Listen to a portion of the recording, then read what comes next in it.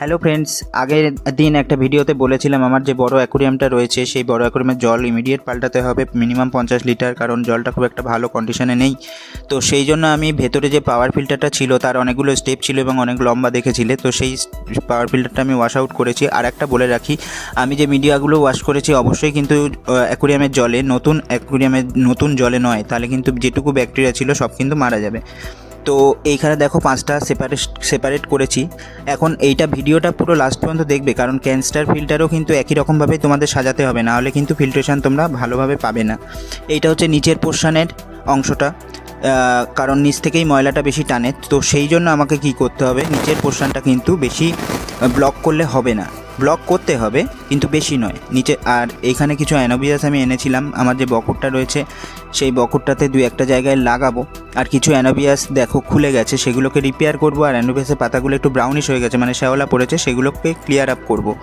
করার পরে আমি কিন্তু সেট আপ করবো। আর ভিডিওটা হয়তো ডিটেলসে আমি সবগুলো দেখাতে পাচ্ছি না, কারণ আমার ভিডিও করার মতো কেউ এই মুহূর্তে সামনে নেই, যার জন্য আমাকে নিজেকেই ভিডিও করতে হচ্ছে, নিজেকেই কাজ করতে হচ্ছে। তো ভিডিওটা লাস্ট পর্যন্ত দেখো, তোমরা আইডিয়া পাবে। দেখো নিচের পোর্শনটা কিন্তু আমি বড় স্পঞ্জ দিয়ে দিয়েছি। নিচের পোর্শন যদি আমরা ব্লক করে দিই তাহলে কিন্তু জল ভালোভাবে ফিল্টার হয়ে উপর পর্যন্ত পৌঁছাতে পারবে না। তো নিচের পোর্শনটাকে আমাকে বড় স্পঞ্জে দিতে হবে, যাতে ময়লাগুলো টেনে নিয়ে জলটা উপরে উঠতে পারে। আর সব সেপারেটগুলোতে আমি কিন্তু মিডিয়া করব এবং ফুল প্যাকড। যদি মিডিয়া হালকা হয় তাহলে কিন্তু ফিল্ট্রেশন ভালো হবে না। তো এই করে আমি 5টা কিন্তু আটকে দেবো।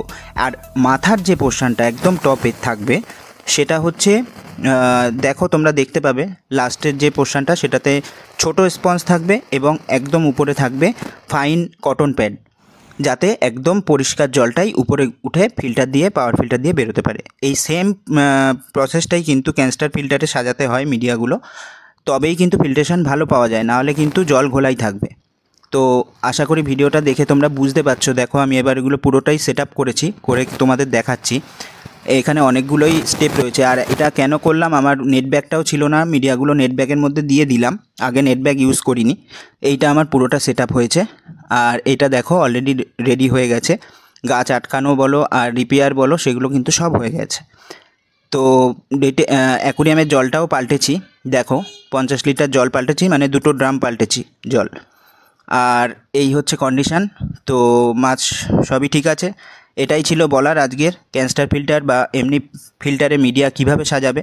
ভিডিওটা ভালো লাগলে এবং ইনফরমেটিভ হলে প্লিজ সাবস্ক্রাইব করে দিও। টাটা।